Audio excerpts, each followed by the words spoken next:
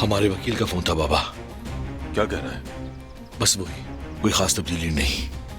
कह रहे थे कि अभी केस फॉलो करेंगे और अगर कुछ हुआ तो जरूर इत्तला देंगे। अच्छा है, उस आदमी को सजा मिलना बहुत जरूरी हो गया है।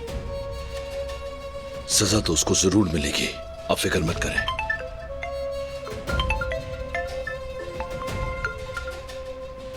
हेलो, जो मोबाइल दिया था वो खुला क्या? जी सर, मोबाइल खोल लिया है हमने। अच्छा, और क्या कोई कॉल्स वगैरह हैं? जी सर, सिर्फ एक ही नंबर है जिस पर कई दफा कॉल की गई है। और कोई मैसेज वगैरह?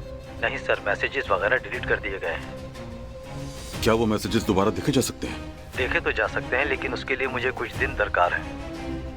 ठीक है, तो ऐसा करो, जो नंबर डायल किया गया था वो मुझे भेज दो और मैसेजेस भी जल्द से जल्द चाहिए। खैरियत तो है बाबा? हसन का फोन मिल गया है बेटा। पासवर्ड खुलवाने के लिए एक आदमी को दिया था। तो फिर? तो काम हो गया है। हसन ने सिर्फ एक ही नंबर से बात की है। अभी वो लड़का नंबर भेजेगा। देखें तो सही, हसन साहब किससे छुप छुपा कर बातें कर रहे थे।